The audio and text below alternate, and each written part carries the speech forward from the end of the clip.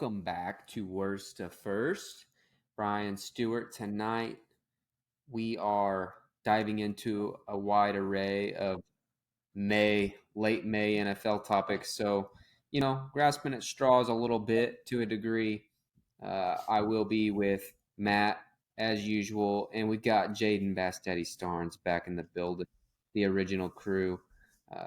Always a good time.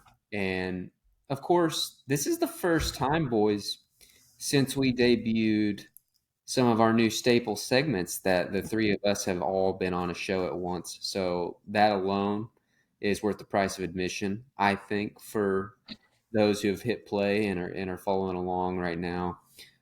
So we have later in the show our Dick of the Week, always going to be there, and is a favorite, I know, of some of our listeners. And then our Worst to First segment, which this will be Bassdaddy's first ever time participating in the W2F rankings. And that is going to be over professional wrestlers. And I say it that way because maybe they'll all come from WWE. Maybe there'll be some that are from other promotions. But the three of us, we all, at least at one time in our lives, took professional wrestling very seriously. And it's still real to me, damn it.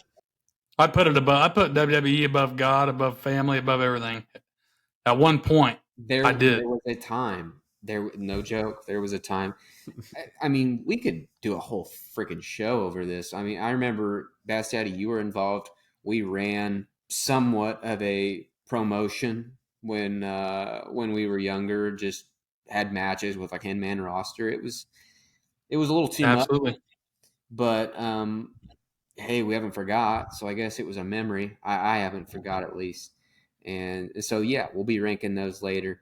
But before that, we got the NFL topics to go over. And the first one is the owners voting to pass new legislation on, well, we're focusing on Thursday Night Football and the fact that now it can be flexed.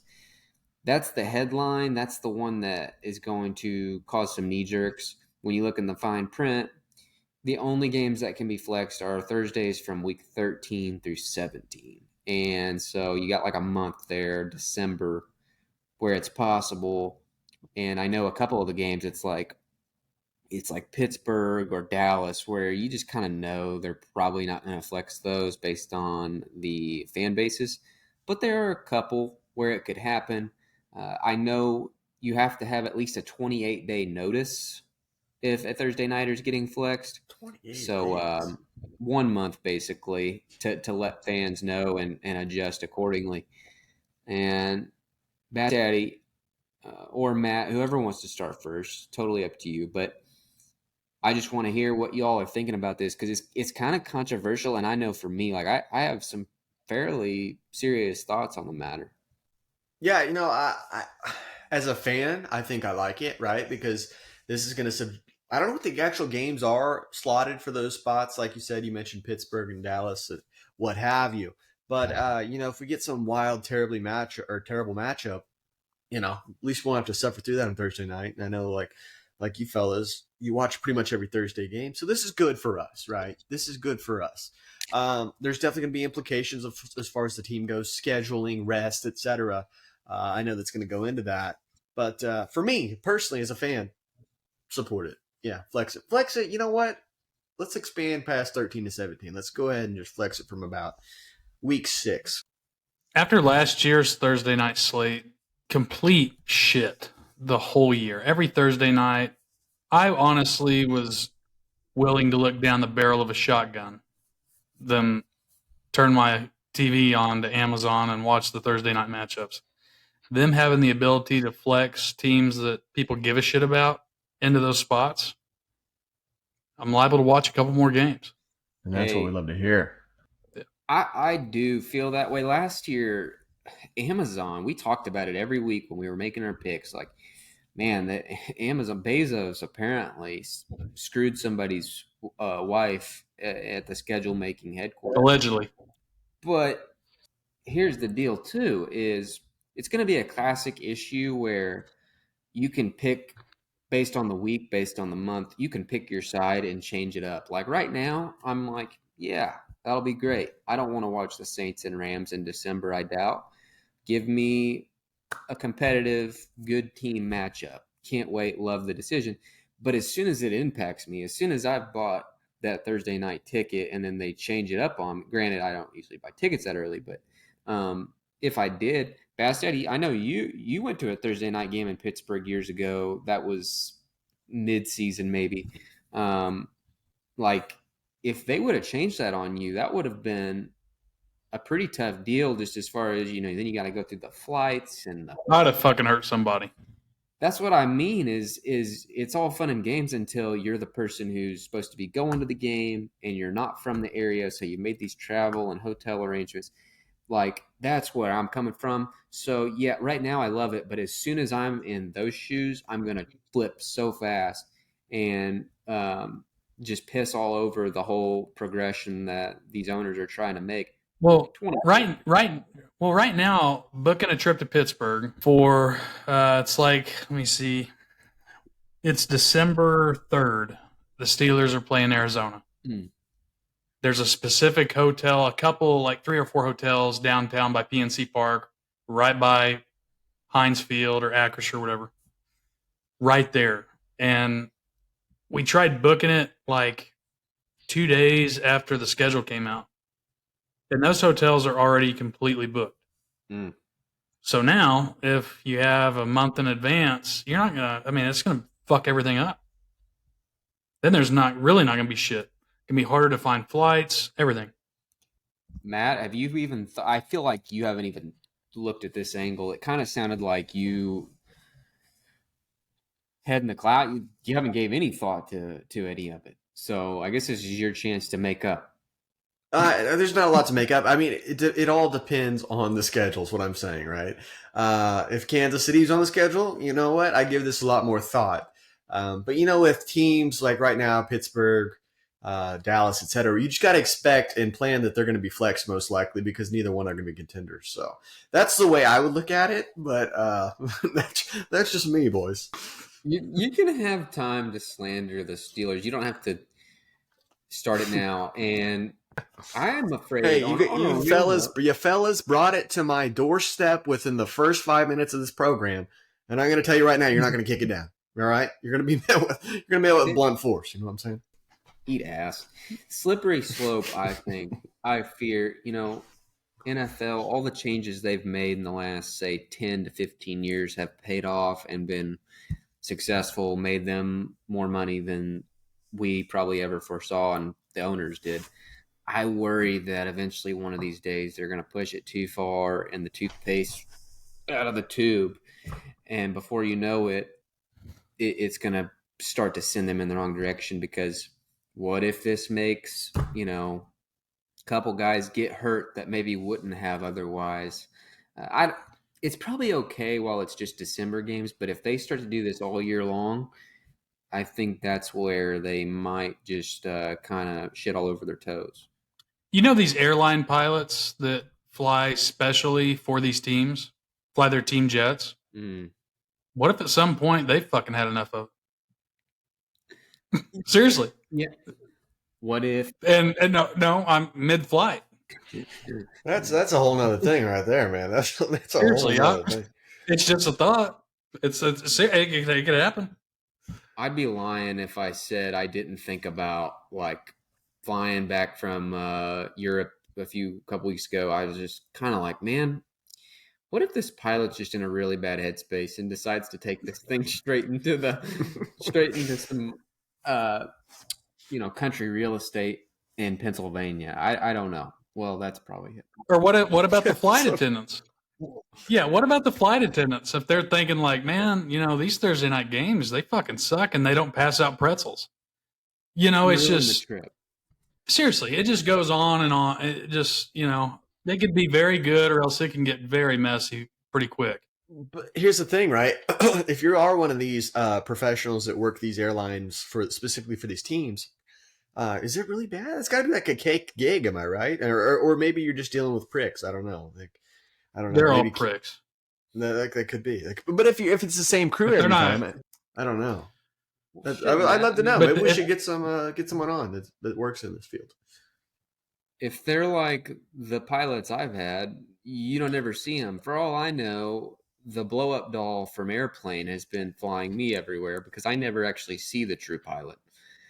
It's auto. With the current state of technology, it's basically what it is, right? I mean, you got to take it off, you got to land it. To my knowledge, I don't know. So yeah, it probably is the blow up doll. So then we're set though, right? As long as the blow up doll decides not to go all hijack on it. So keep it off. I guess. Well, that's a deep subject matter and one we could go on and on about, but we're going to move on. And this one might be my favorite. That is very interesting. I pull up, recent headlines. I see Big Ben. This one will hit home for Bassdaddy. Big Ben, his favorite player of all time, Roethlisberger. He's got his podcast, and he recently had Kenny Pickett join the show.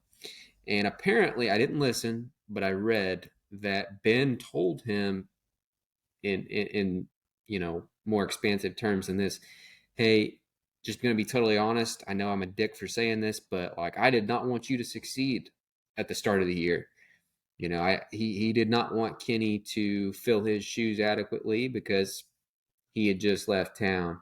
And Matt, I think you're the right guy to start on just your take when you found out about this, because this is kind of new. I don't remember ever seeing this type of interaction and reacting to it.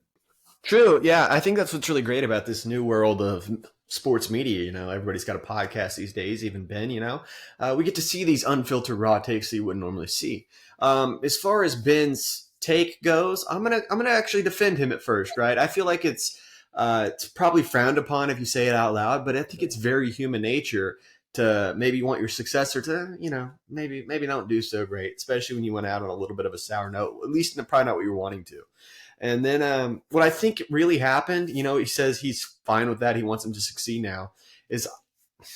Look, boys, just hear me out here. I think Ben saw the play on the field. He's like, oh, whew, it's okay. It doesn't matter. You know what I'm saying?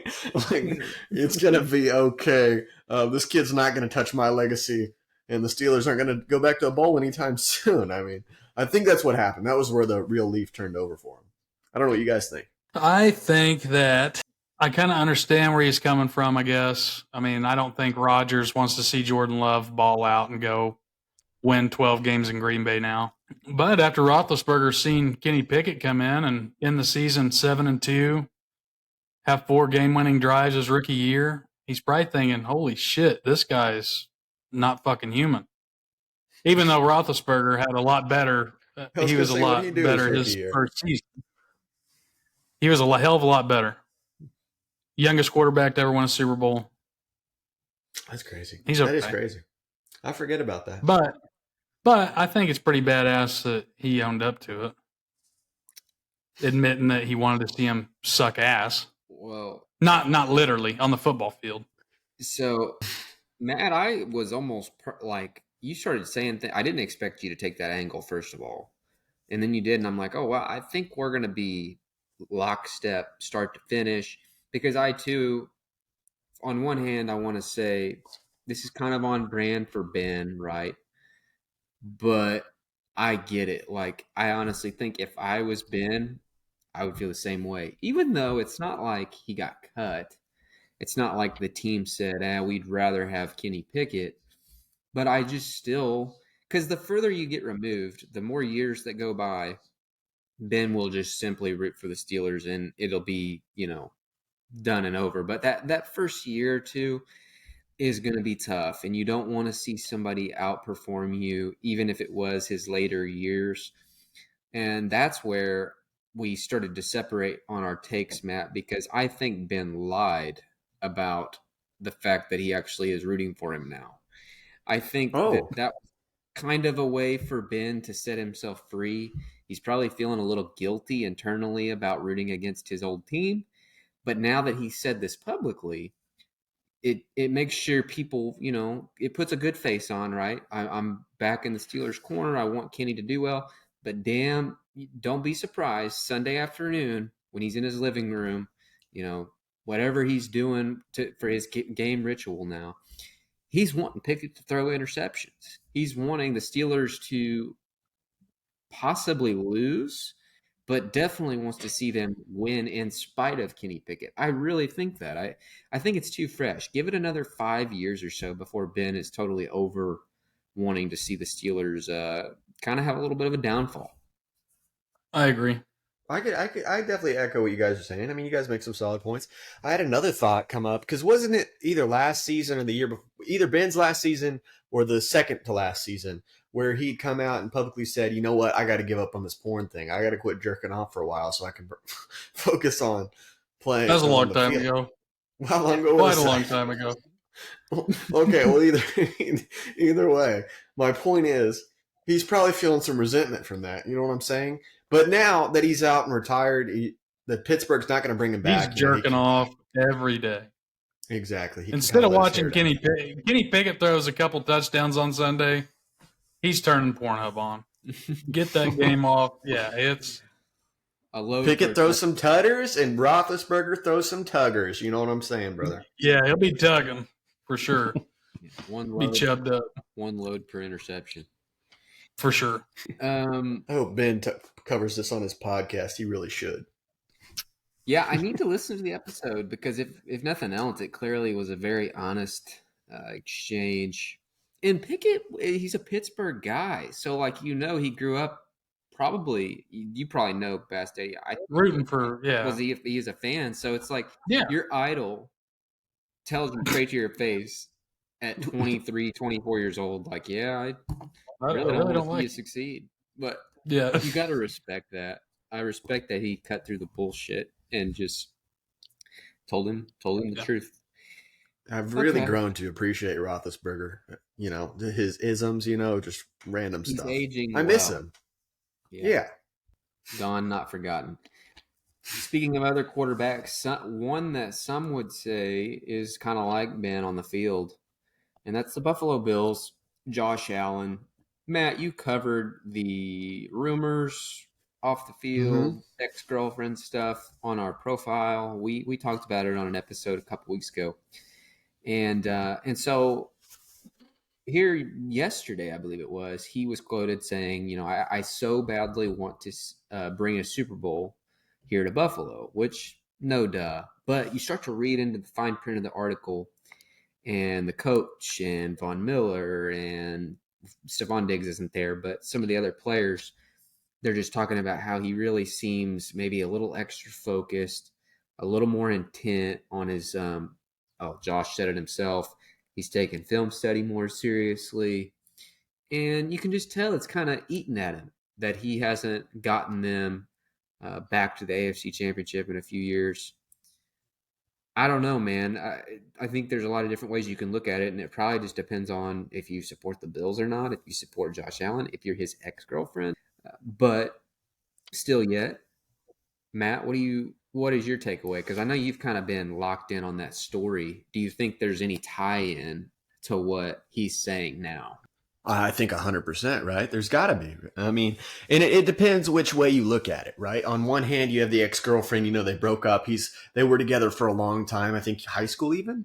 So, this is kind of his way to re-release himself out into the wild, right? He's going to refocus himself. He's going to show her how great he is, and kind of a prove you wrong type season. Or if you do believe the rumors fully and he did knock up the mistress, maybe he's thinking, I got a child in the way. I got to buckle up. I got to get it together and win this Super Bowl now because I got a lot of long nights ahead of me. You know what I'm saying? So it just kind of depends on where you land on it. You know what I think? I imagine she's due in July or August or something, so it might be bad timing that way. But look, if you're a Bills fan, you love this stuff. You're eating it up because they want that Super Bowl just as bad as Josh does and everybody there, especially the ones that have been around since the 90s. Now, to play devil's advocate, I think you got to worry it could go really well, and he might, because sometimes people go through really bad shit and they actually do get better from it. And maybe it does turn him into the best, he's ever been on the field. on the other side, you got to start to wonder: is it in his head too much now? Is he putting too much pressure on himself? Because we already know he was putting too much pressure on himself on the field. Now it's like, is he going to sleep every night thinking, I got to win the Super Bowl? If I don't win the Super Bowl, So to me, it's one of those two outcomes. I don't really know that it's going to stay the same. I don't know that it's going to be the same old Bills, same old Josh Allen. It might be MVP year, or it might be take a real step back, don't even win the division. Bassdaddy, I don't know how you feel. Yeah, I know that. Here's my take on it. He wants to be, throwing touchdowns and bringing a Super Bowl victory to Buffalo. All I really see him doing is throwing his nuts up in these young women's guts, and I see him bringing herpes, many other STDs to the city of Buffalo. I think he's done. Do we know is there any pictures or names out there for who the mistress is? I don't know. I actually haven't looked that up yet. We should probably look it up. If anywhere, it's got to be like on Twitter or TikTok somewhere, right? Somebody's got to have at least a lead, right? Male or female? Well, I presumed with the pregnancy rumors. I mean, I don't know in this current age or current era, but I would think it's female, but I don't know. Yeah. Okay. I think it's going to be a crazy offseason. Very different from last year where the Bills were kind of crowned and they were the favorites, odds-on favorites to win it all. And another thing there, Brian, before I didn't mean to interrupt you there. You're good. We're talking about Josh Allen's focused on winning the Buffalo Bills a Super Bowl. Yeah, I get it. He didn't play well at the end of the season, but I think that was a lot due to injury and like this relationship stuff. But is that really the problem necessarily going on in Buffalo right now, do you think? I don't know. I think it could come down to coaching. Defense ended up being lackluster. Maybe the weapons aren't as strong as they thought they were, and I don't know that they've done enough to address any of those things. So I don't know, man. So even if he wants to get revenge on the ex or provide for his future child, I don't know if it'll be enough. There was an interesting quote from Allen in the same article where he said something to the effect of, I have to make sure that nothing gets in the way of my play on the field. He had a quote in there that was a little nugget that kind of said, okay, he's talking about that instance whenever he did, let his little head do thinking for the big head. And so he's confirming it right there. I mean, in very subtle terms, he's not saying it happened, but he's making a statement that leads you to think something off the field got in the way of his on the field performance. I should probably get the exact quote just to be sure. I don't want to be, no, it's fine. Nowadays, it's fine. This is what we do. Yeah, if there's one thing that W2F has not prided on itself yet to this point, is journalistic integrity. So I think you're fine. Yeah, and we're not starting now, but nonetheless, well, you know what? I believe I may have it here. Let's see if I can find it. No, I'm going to leave it alone. Look, it is what it is. We're just rolling with what we've discussed. Appreciate the effort. Yeah. We'll just assume he confessed. That's what I'm asking. Allegedly. You, those listening out there. So, yeah, Bills, Super Bowl, bust. We know it's Super Bowl or bust. I'd say somebody's going to get fired if they don't get there this year. It's Super Bowl or bust for Josh Allen, one way or the other, it sounds like. Yeah, he's going to bust one way or another. Okay. Last one we're going to talk about NFL news, at least initially, is this Tom Brady Raiders stuff. He has bought a steak. I don't know how big of a steak. 8 ounces? 12 ounce. Yeah, see, we're on the same. I don't know. Porterhouse. But it was an expensive one, the most expensive steak Brady's ever gotten to be a part owner of the Raiders. He already partnered with Mark Davis, the Bull Cut, on his WNBA team that's out in Vegas. So they've got familiarity, and we know Brady's connection with Josh McDaniels, Dave Ziegler, the GM. So it makes sense from that perspective. Matt, you brought this to my attention. So where are you at on this? And I imagine knowing you've got some sort of goofy ass idea. Listen. I'm going to spit straight facts to you right now. I was honestly shocked when I saw the headline that Brady bought in on the Raiders and people were not making a bigger deal of this than they should be, right? Brady watch 2023. Here's the thing, guys. Here's the thing. Mark Davis, any owner in the NFL outside of maybe Robert Kraft, what does Tom Brady bring to the table for you? He doesn't have the money, the capital that you'd want to bring in, that anyone else couldn't offer you that's rich. He's not going to bring a lot of like value to the Raiders fan base. Like, what are we going to do? Buy Brady jerseys? You know what I'm saying? No, Brian. Here is the master plan. Tom is coming back, and he's going to play for the Raiders. I don't know what's going to be the catalyst for this exactly. I don't know if we're waiting for a Jimmy injury. I don't know if we're waiting for the team to take off a little bit or sputter a little bit. But Tom Brady is coming back to play for the Las Vegas Raiders. That's the only thing that makes sense here. Only thing. And I feel bad for Jimmy Garoppolo. Can you be an owner? Can you be an owner and play for the same team? I don't know about that. Why would Sue? Why could you not? I think so. I think you could. It would just be like, what are you saying, Brian? Well, if that was the case, then all the great quarterbacks, they should just give them ownership stakes and not have to pay. Well, I feel like there's got to be something there. But that's much more valuable though than paying them, probably, right? I would think. Yeah. So they don't want to give that up. They don't want to be the first team to fall. And if Patrick Mahomes really wanted to, put his foot down on the throat of the Chiefs, let's be real, he'd be a partner. Tom Brady is coming in to play for. He'd what? He might get 51%. Honestly. And let's be real, as crazy as it sounds, he probably deserves a little bit of a stake. So that's what I'm saying, boys. Brady is coming in. He's taking Garopp's spot. He's getting back there with Daniels and once bowl cut, now bald fella. It's crazy, man. But he's going to be the third best quarterback in that division. That's what's wild about it. The timing is very sus because it's like, if you want to be conspiracy theorists like Matt, you can say, okay, perfect time for McDaniels to say, hey, Tom, we're not going to plan on you playing, but just in case, you're going to be here and you can take a look at the playbook in your free time and you can take a look at what we got out here in the field and make sure you're comfortable with it. And yeah, we know Jimmy Garoppolo is going to get hurt and it's probably going to be early on. And when he is, you don't think they're going to ask him? And him being the ultimate competitor, he's not going to think about it. It's at least a possibility in my mind if it can get through the rules, if the whole ownership thing can get through the rules. That's how I feel. You're coming around to my way of thinking. And here's another part of this you didn't think about, Brian.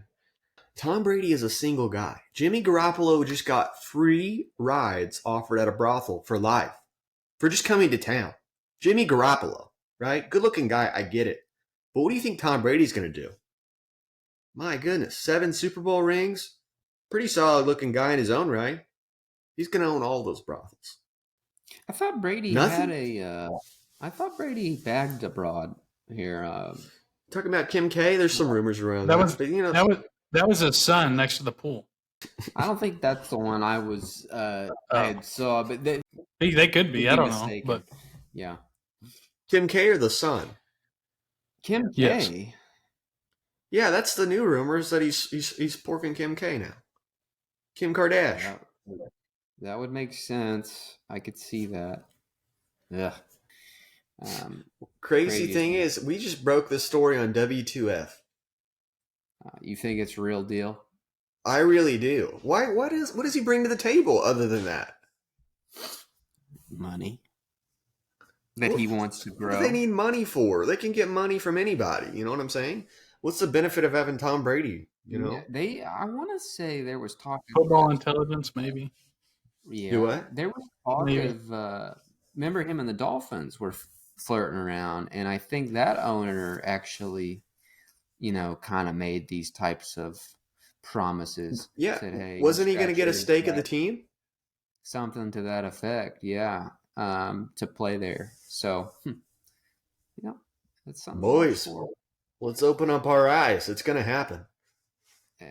Thought the AFC was cooking before the quarterbacks. That's an episode to come. But all right. Good. we are moving on to the W2F segment. And by now, it's probably not your first time listening to this, but just in case it is, we've got a topic, a broad subject. It is professional wrestlers, okay? And each one of us, we are going to list our first place, which means greatest ever, our GOAT of WWE. Our second place, very good. Maybe it is actually second place for you. A playoff caliber contender. Third place, of course, is going to be below average, just okay. Doesn't really keep you up at night or do anything special for you. And then last place, your most hated, least favorite pro wrestler of all time. And Bassdaddy, with you being the guest, I give you the honor. I want to hear who your most hated, last place, worst pro wrestler of all time is. Give it to me. The worst one I hate the most, Eddie Guerrero. Latino Heat. He should have retired a lot sooner. Voluntarily? I don't know, but I just hated him. Definitely could have lived without him. That's some marks of a great heel, man. Yeah, he should have hung it up. He should have hung it up a lot sooner. He was way past his prime whenever he finally went out. I actually thought Eddie Guerrero was going to make your pro list. I don't know why in my mind. I was like, Bassdaddy's going to pick Eddie Guerrero to be his 2 slot. I was wrong. Way off. I have a suspicion that his whole list might be deceased, but time will tell. Well, he grew up in the ruthless aggression era. Yeah. One of the best. Definitely has a soft spot in my heart. Well, Eddie Guerrero, I didn't have that on the bingo card, but all selections are valid and worthwhile. I liked Eddie. I did. I liked the lie, cheat, I steal because I didn't have to do it, but I could watch him do it, and it was entertaining. R.I.P. Eddie, I suppose, and it's been how many years? Almost 20 years now. Really? Yeah. That is crazy. I've grown to appreciate him over the years. Just the body, honestly, is astounding if you look back at it for a small dude, jacked, and just a good worker. He probably done steroids. Oh yeah. Maybe. But what role? Yeah, I don't want to try to make too many assumptions or guesses on anything else. But okay, so Eddie's off the board. Not that he can't be on somebody else's board. Matt, who is your worst when it comes to pro wrestlers? Guys, this is so hard. If you think about it, because I didn't know how to approach it. I was like, do we just go for literally just a bad wrestler that maybe had a couple shows on television and he rode off into the sunset? I actually went with a guy that actually has a pretty sizable fan base, but I don't know why, right? And he's a current wrestler. I don't know if you guys have keep up with it much. This guy comes from All Elite Wrestling, Orange Cassidy. He's always on the show. Fans love him. He's the guy. He's got the red hair. He's got the sunglasses. He puts his hands in his pocket and does flips and stuff. And he does this thing where he like softly kicks people as like a joke or something like that. I don't know. Anyway, you guys need to watch Little Orange Cassidy, and you're going to be infuriated. It's just the worst bit I've ever seen, in my opinion. Sorry, AEW fans and Orange Cassidy. I'm bummed because I don't know who that is. And that's crazy. We watched AEW live, the three of us, in Vegas last summer, and I don't remember this fella. I don't know if he was actually on the card, to be honest with you. But now he's all over it. Well, he does the thumbs up thing like this. Yeah, I guess I'm gonna have to. Although it sounds like I'm watch not some highlights. Yeah, right. Yeah, from what you're saying is accurate. I'll probably not be feeling too good, so I probably won't be able to get on my phone and check. But mine also. You never know. And I thought you were about to steal him, Matt, but genuinely, I've never enjoyed watching this character, this individual, not even once. You're not going to do it. WWE or AEW career, and that is Jon Moxley, Mox, or AKA Dean Ambrose from WWE. Just a total tool bag who plays his real life character of a psycho-ish. I don't even know how to explain it. Hears voices, schizophrenic type of character, and I think it's legit. I think he's just being himself. And if you're somebody who's about, genuine people and you like to see people be authentic, then maybe that's for you. He has a strong fan base, and he always has. And yet again, I don't know why. There's no entertainment value for me.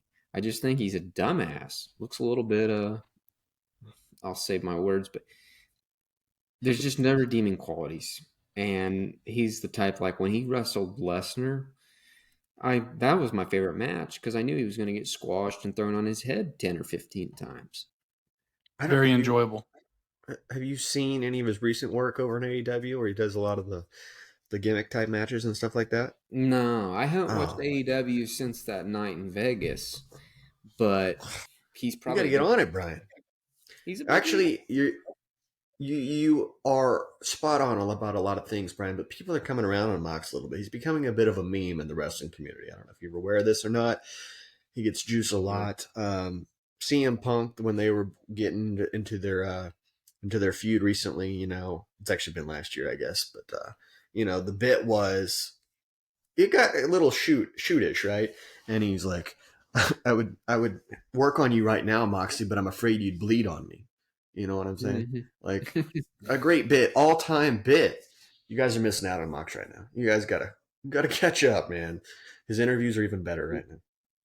You're saying I could just laugh at him now? I wouldn't have to endure any... yes. Yeah. 1,000,000%. He's some of the best entertainment value out there right now. Another one in my 3 slot who is probably going to come as a shock to many. A lot of entertainment value. And they did have exciting matches. And I'm cheating a little here because this is a tag team, but this is just how I know these guys. A tag team that never really did it for me. I laughed at them sometimes.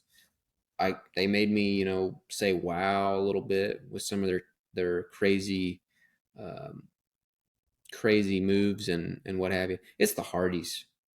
Fuck. Did I steal? I'm sorry. I could narrow it down to Matt specifically if I needed to, because Matt's the one that I really don't. Yeah, fuck Matt. But yeah, it's like their attire has always cracked me up. Like, what are you wearing, pantyhose on your arms and trying to pass that off as like normal and cool? No, we're not doing that. The face makeup, the eyeliners, the hair being all kinds of different colors, you name it. And then, of course, I won't speak on anything outside of the ring that has taken place, but those guys just, I don't know, never really done it for me. I don't know if you guys feel different, but Hardys for me. Wow. Oh, go ahead, Bass. I'll wait to put on my input. Yeah, I mean, it's one of those things. It's like they're very polarizing, right? They put on some very entertaining matches and kind of set the precedent for the wild, high-flying, high-risk maneuvers that you see a lot today. But yeah, I get it. I get you come after Matt. And here's the thing, Bryan. You're telling me this take, and you said you haven't watched AEW in a year. You missed the cinematic match at the Hardy compound that took place a couple weeks ago. They did another one. And oh my God, they did it again. And oh my God, it's wow. I was like mind blown watching it. And they have this guy, I don't know who this is. He's somehow in their little faction now. They call him Brother Isaiah or Brother Zay or something like that. And his bit now is he moans and he's like, oh, and he like did like a swanton off the top of a building and laid it out. And then here's what happens with the bit. He starts thrusting on the ground, really giving it to it after he nails it. And he's like yelling, and then Matt like wakes up out of a stupor. He's like, "Brother Zay, I knew you'd come," and it was literally It's just like like, porn. Yep, 100%. I was like, "Is this real?" I'll have to send you guys. Sounds like something I listened to the other night. That's the shit you do when you've been in the business way past your due date and your expiration, and it's like, yeah, I have done everything else, but now let's do this. Let me get heaved on a little bit by this, tard ass who obviously isn't really related to him, I don't think.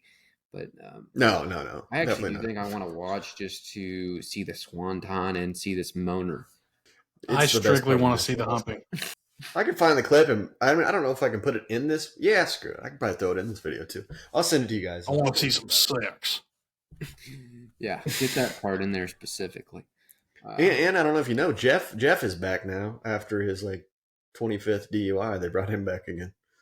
The fact that he's God bless.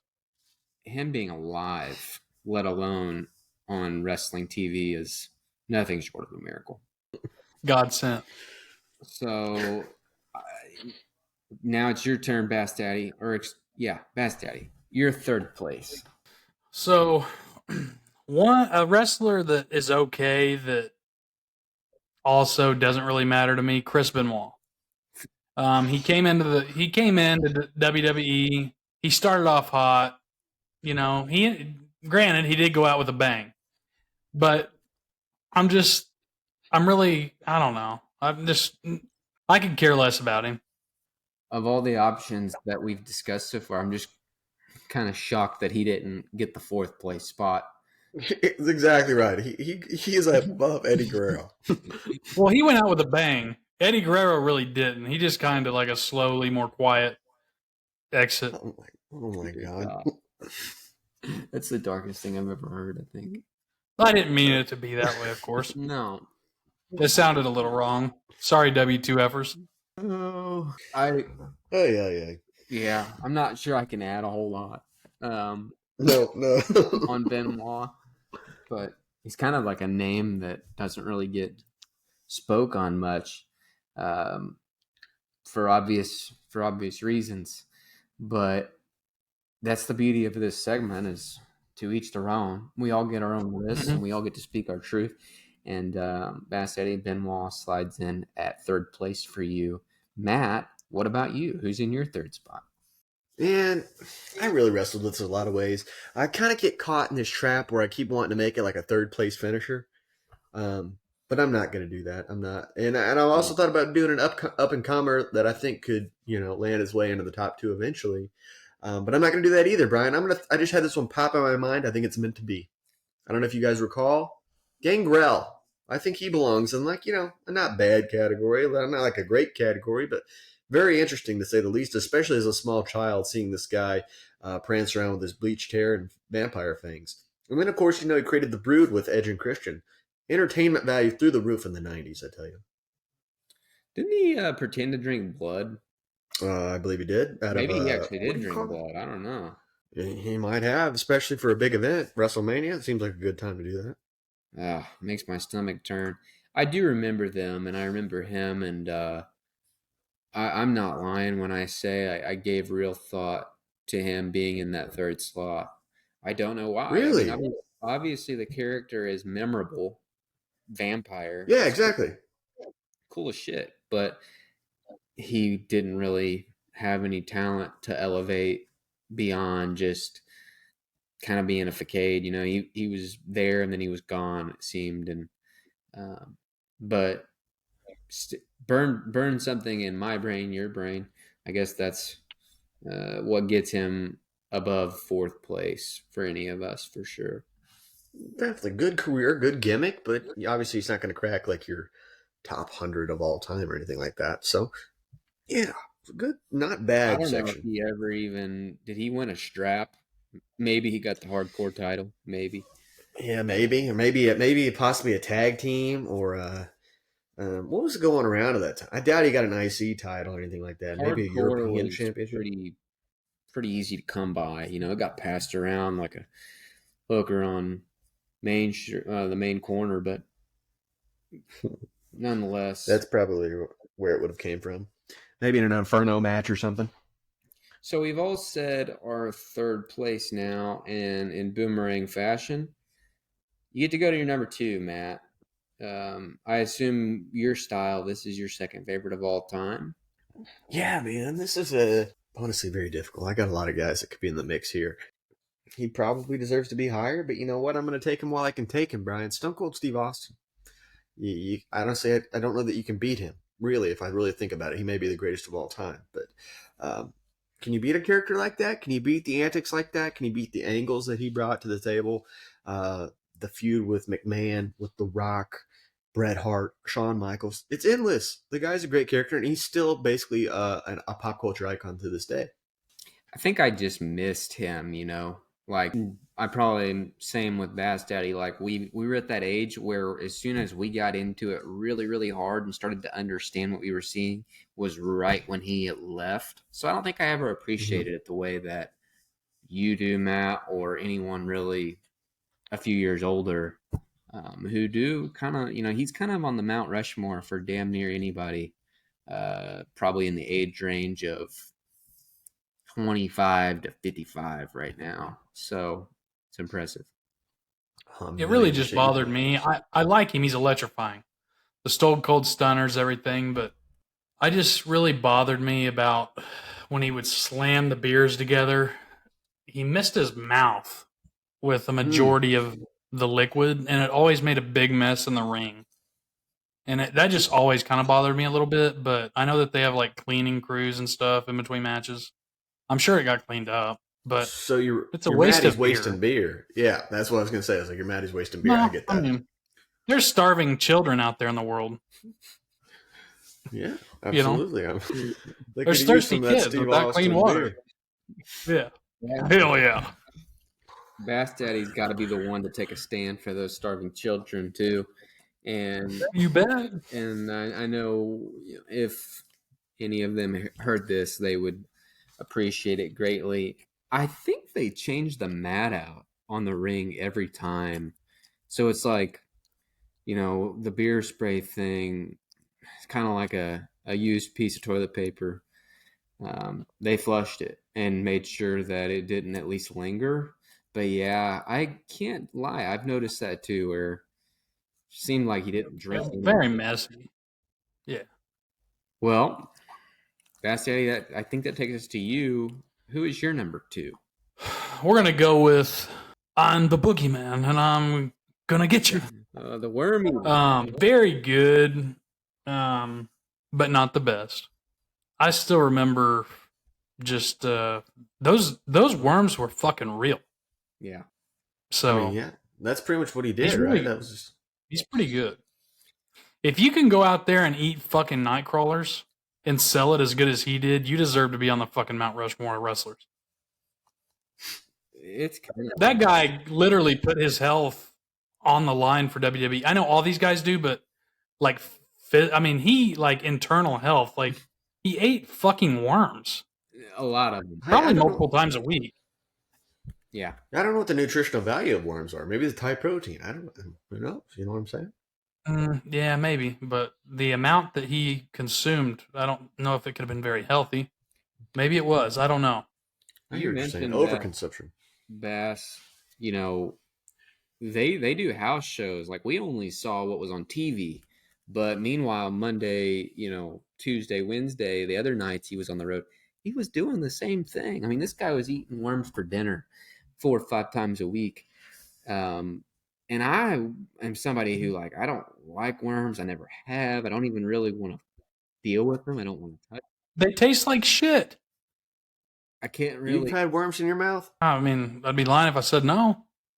Like live slimy, or you ate like a... Nah, I think they were dead. Picked them up off my garage floor. Fuckers come in whenever it's raining. Gotta clean them. You feel like a little crunch to them? You like a little they're crispier, yeah, kind of, yeah. Got to get them before the fucking birds eat them. Can you say if there's a taste to them that? Not the dead ones. No. Well, okay, that's a fair add to the list, I think. Mm-hmm. And again, a character like there's never been another like him. Say what you want about his wrestling prowess, but his wrestling was fucking horrible. He banged his head on clocks. It was crazy. Yeah. Crazy. Yeah. I like that. And my number 2 is kind of cut from the same cloth. I went with Kane. No surprise to Matt. This was the childhood favorite of mine for a long time.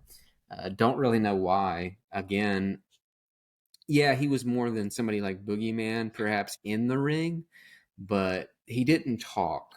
So there was no vocal anything to really go by. He started to talk, I suppose, later on whenever Paul Bear went his separate way. But I think I just was really into the whole mask thing. He was scary, big, just believable. And yet not, right? He was different than anything you see walking down the street. Yeah, an ode to Kane, who is now, I think, a mayor. Never would have guessed he's a politician, and so there you go. But definitely one that Masked Kane specifically was the one that I was big on. That's a good point. They never should have unmasked Kane. I mean, that doesn't move the needle. I got to be honest with you there. But yeah, we know you've always been a diehard Kane man, and yeah, he's out there moving the needle in politics. Who knows? Maybe the next stop, Congress. Gotta wonder. So that takes us to all of our number ones, our first place finishers. And I don't want to be the first to go. I think my pick will probably make it there. But Bassdaddy, you, on the other hand, I have no idea what direction you're going to go with your first place finish. So I'm going to let you start. It's a wild card at best right now. This one I'm sure you guys could see coming. Trish Stratus. This makes sense now. It's not for her wrestling, but I'll tell you what was so fucking aggravating as a kid. My TV didn't have pause. So I literally just had a few seconds as she's coming down to the ring to really, I had a few seconds. To do maybe what? Afterward, I'd rub one out. After the match, her ass cheeks walking back. Sorry, W2Fers. But I'm just saying, I remember a couple years later, I think maybe 6th grade, we might have upgraded our TV deal and got DVR. And I had a little collection. And I could pause the shit. Just pause it for about 20 seconds, But she's definitely going to be first on my list. And that's about all I got, really. I could actually see you saying Trish Stratus, but I thought you were going to say because of her in-ring work more than anything. I thought you just appreciated her wrestling. Absolutely not. I could give a shit. I don't know if I even ever really maybe paid full attention to a match. No. I probably jerked it while she was coming down to the ring and then went and had a yogurt or something and then waited for the match to get over. I don't know about eating yogurt after a jerk-off session, bro. That seems a little too close to home. Dude, I'm in 5th grade, okay? I'm in 5th grade. My Peter's flexing while she's coming down to the ring. Okay? So get off my ass. I'm 5th grade, I'm riding to school on the school bus the next day. My wiener's still maybe getting hard thinking about her. It's just one of those childhood memories. Tori Wilson was the same way.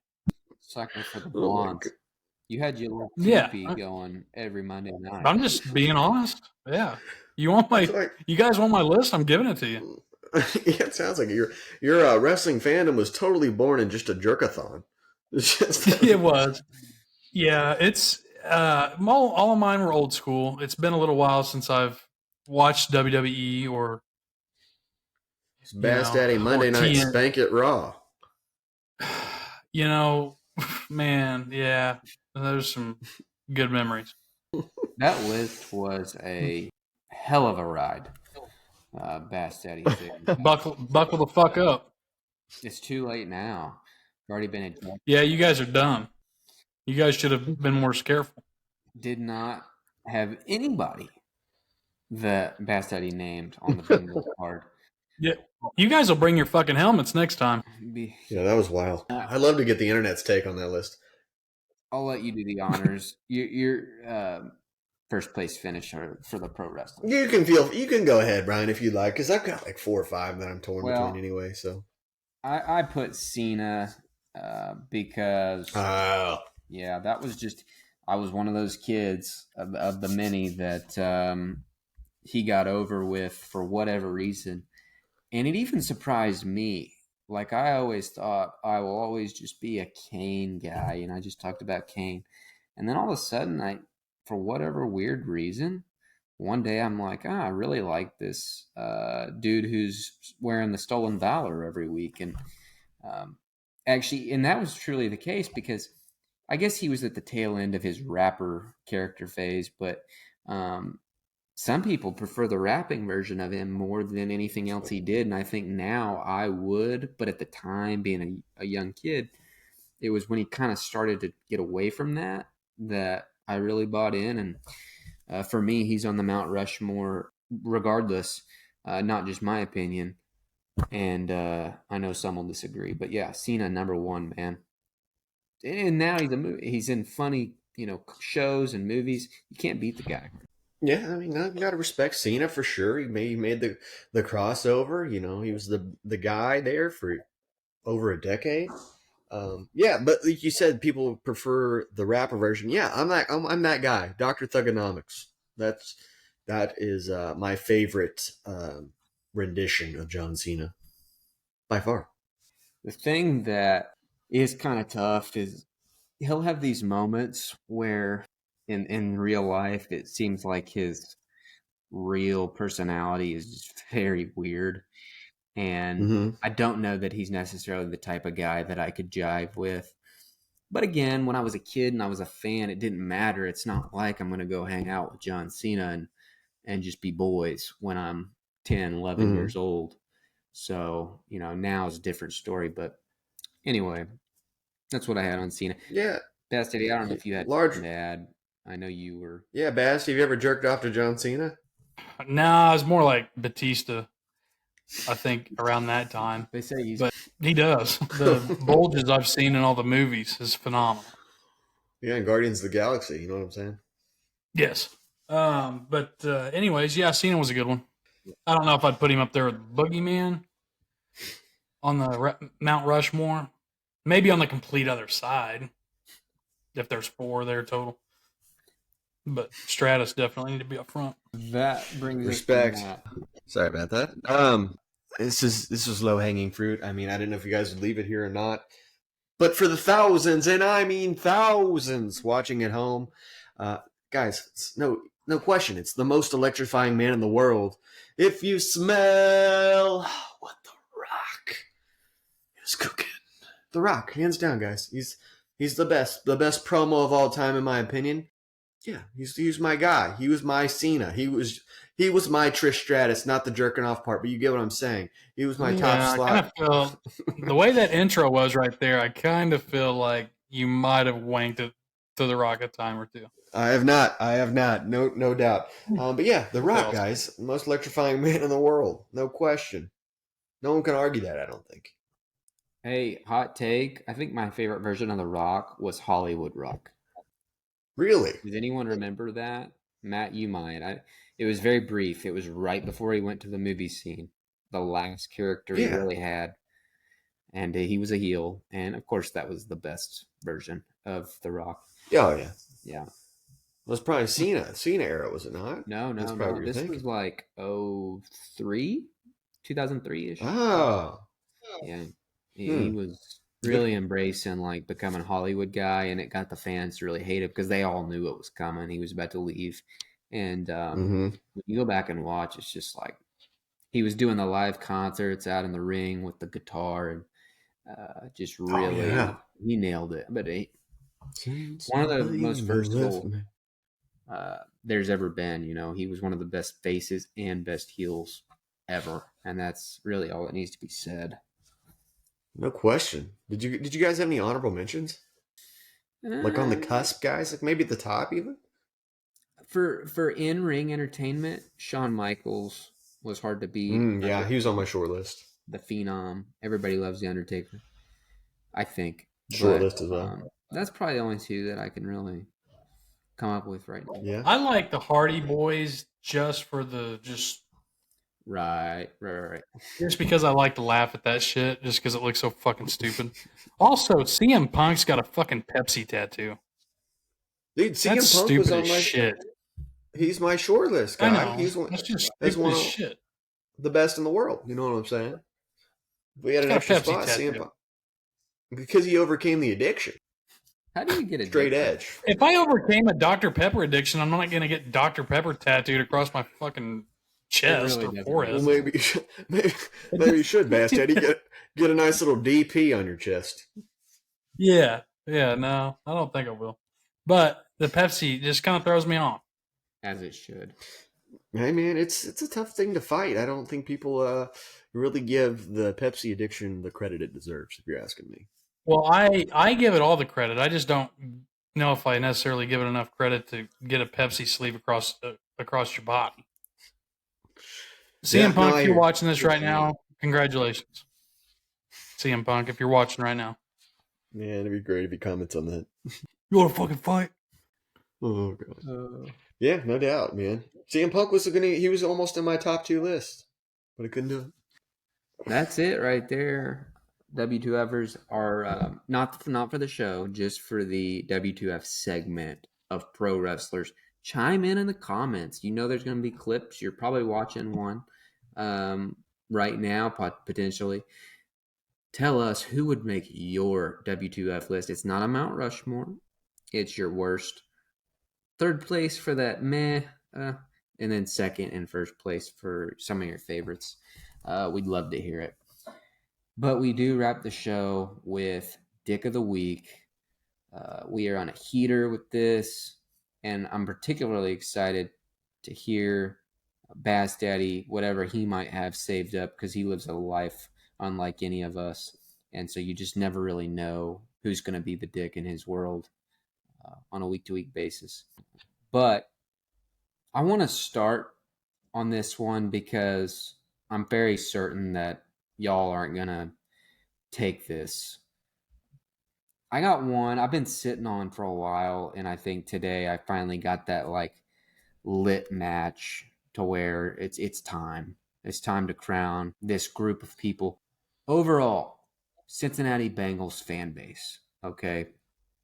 Now, in particular, I'm highlighting a gentleman on Twitter at Joe Cool Stan, Stan. So big Joe Burrow fan. He's like the poster child for this particular Dick of the Week, but it applies to a very large segment of Cincinnati Bengals fans. And what Joe Cool Stan did today, like so many of these brain dead individuals who follow this team do, he posts a video on Twitter, said, felt like making Chiefs fans mad today. And it's a video of the touchdown pass, the AFC title game from Burrow to T. Higgins. Very nice pass and an even better catch up above their head, and great play. But, boys, what's wrong with this picture? What's wrong with this idea? They didn't win the game. And this is the type of stuff you see all the time from Bengals fans if you are on this app more than you should be, which we all are most likely. They'll post things like this. They don't make any sense. I mean, what are you trying to prove? You're just making yourself look like a dick of the week. And someone I'll call a friend who I follow and on Twitter responded with better words than I could ever come up with. This is Andrew Spruill at Andrew Spruill on Twitter. Travis Kelce's physical trainer, or one of them. He responded and he said to Joe Cool Stan, absolute dumb fuck fan base. Let me tell you how mad we are after winning the Super Bowl. Poverty loser. And that is, I'm telling you, it's like every day there's somebody like that, and he'll do it a lot. You know, I follow close. He'll say poverty loser to these guys seemingly every 24 hours, and it fits. So Bengals fans, Joe Cool Stan in particular, hope you hear this. You're the dick of the week. It's not even up for debate for me, and you guys add what you would like if you would, because I don't think any of us like the Bengals a whole lot. I could have told you that about the Bengals fan base years ago, Brian. And that's the thing is, I used to not. Pussies. They used to not bother me because they weren't really relevant, but now that they are, and you just see this stuff, and it's like, what is going on? You know what I thought was kind of funny about the Kelsey's trainer there? That whole like comeback sounded like a Donald Trump promo. Speaking of wrestling, you know, poverty loser. You know what I'm saying? Like it's just the way it's written. It's pretty good. Yeah, I don't know. I don't know what to make of that. That does sound like some tomfoolery. Unless this Joe Burrow Stan guy is really playing like 3D chess with us and is like the ultimate troll. Like I'm going to say something really like just not a dunk at all that it kind of gets people confused and fired up in a weird way. If he did that, props to him, but I doubt that's what happened. So excellent choice this week, Brad. Cincinnati fans are always in the running. Well, I feel like that's a good start, but now it's Bassdaddy's turn. I'll try to keep this short and sweet, but I went fishing the other night, and it's really windy, and I actually just start getting a subtle whiff of just shit, like diarrhea. You know how, like whenever you step in dog shit, you track it in your car, and it just smells really bad. Well, I'm night fishing, so it's darker out, and I just kind of keep going, but it just smells fucking horrible. And all of a sudden, I heard a fucking fart. So I like kind of look around, and on the other side of this dock, I guess somebody's shitting off the side of their boat. And the way the wind's blowing as hard as it is out of the cove, I'm assuming that it's like smacking up against the side of my boat. So I like fucking start the motor up and get the hell out of there. The next day, I walk out to my garage where I parked the boat, and it just smells like complete shit. And I walk down the side of it, and there's still shit on my boat. In no world should you have to wash somebody else's shit off your boat. So I went to the car wash and washed my fucking boat. So my dick of the week is whoever the dumb fuck is that decided to take a shit right next to me at the lake and get his turds all over my boat. Is that a common practice? You fishermen just go ahead and go bare and just drop turds out in the lake? It's for him, I guess it is. Just fucking horrific. I can't Not getting in that water. The worst thing imaginable is somebody shitting on your boat, ruining a fish, and not just taking a crap and it getting all over your boat. You know what that does for the fishing in the area? It just fucks it up. If you're on top of a nice mess of fish and somebody's shitting on top, it messes the bite all up. Oh my god! Am I the only one wondering too? Like, sounds like it was pretty dark at the time. Yeah, it was pitch black. There was a couple dock lights. What's the wiping situation? The what? The wiping, because I power washed it. No, his ass. Oh, I don't know. I didn't stick around long enough to find out. I stuck around long enough to where I could clearly tell that there was shit all around me, but I wanted to make sure that the fish were done biting. But then again, looking back on it, I'm glad that they weren't, because if they would have been biting and I would have been pulling them up, I would have been touching his shit, because been pulling up the fish with it. Ugh. So I went ahead and got out of there. But after going across the lake, I figured, okay, it's all washed off now. Walking out into my garage the next day, I almost fell the fuck over. Ugh. God. That kind of reminds me. But whoever that is, if you're watching this, you're my dick of the week. Lake of the Ozarks. Bryan, to touch on your wiping situation, I would assume you use the lake as like just Mother Nature's bidet. You know what I'm saying? Yeah. Just get in there and kind of swish it around. Just kind of splashed up in his ass. Yeah, Maybe and a water gun or something. I don't know if you had this thought. I had this thought, Bassdaddy. I don't know if you went with Bernie. I assume you went with your buddy Bernie. Maybe he just crept over the side, a little bit, got a little too close, and maybe he just ripped one and it kind of rolled down the side. You know what I'm saying? No, I don't think so. Not a chance. Skid. Now, I heard this guy's ass from across the cove. It sounded like a fucking motor was starting. He had a rough day on the water. He must have, yeah. Rough Let's go day. to second guess on that W2F fishing trip, I'll tell you that. Yeah. Whew. Okay, I'm glad I didn't have to follow that, but Matt, you do. Yeah, that was a good one. That's going to be untoppable. Guys, I don't know if you've been around any pop culture lovers, any females in general. I don't know if you guys have heard about this Vanderpump Rules Scandival situation. And don't get me wrong, I'm a little bit briefed on this situation, but I thought I would address it. Apparently, this main dude on the show, he's got like this little like evil villain cookie cruncher Vince McMahon mustache. Apparently, he was with his girlfriend of 9 years named Ariana. And then come to find out, he was smashing her best friend, Raquel, I believe was her name, for 7 months while they were together in the same house. And apparently the internet's in an uproar, guys. It is just drama as drama gets. I don't know if you've heard anything about this, but they've all claimed him to be Dick of Forever. So I'm going to go ahead and give him Dick of the Week for W2F because I feel like that's what the world wants, and we're here to please. You know what I'm saying? If the guy's got that kind of skill to hide it for that long, props to him. Fuck the dumbass chick he was dating for not catching on sooner. 7 months? You're like, yeah. If she can't figure it out in 7 months, then she probably just deserves it, honestly. Am I wrong, Matt? You made it sound like they were under the same roof when this was going on.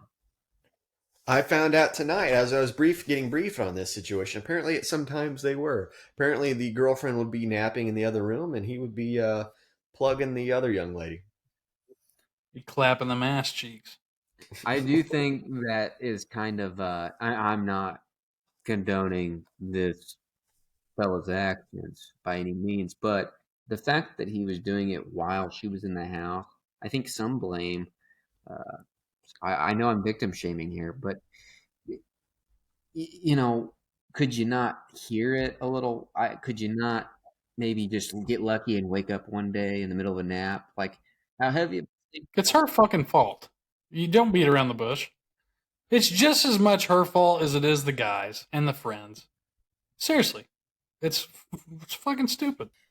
This is why you bring this type of thing to this platform, because you get that interesting perspective that you're not going to get on the groupthink internet, and I appreciate it. You know what I mean?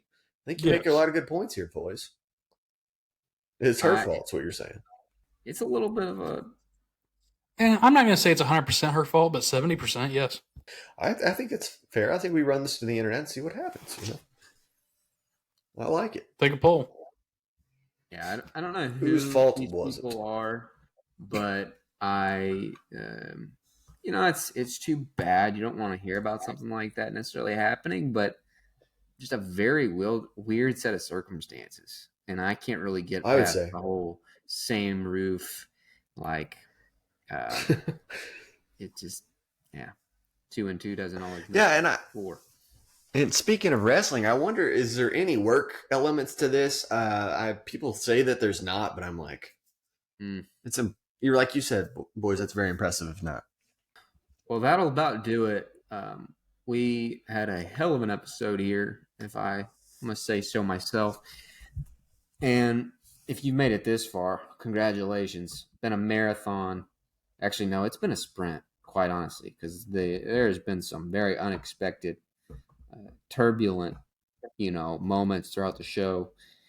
But again, if you've made it this far, we really appreciate it. And we will pray for you. Make sure, ditto. Make sure that you are commenting.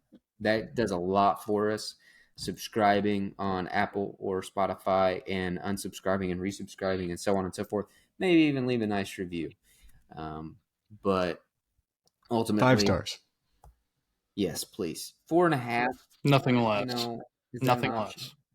We'll see. I don't really know. We like the 5. Little 5. But yeah. And then until next time, we'll talk to you then. Boys, nice job. Peace out, bitches.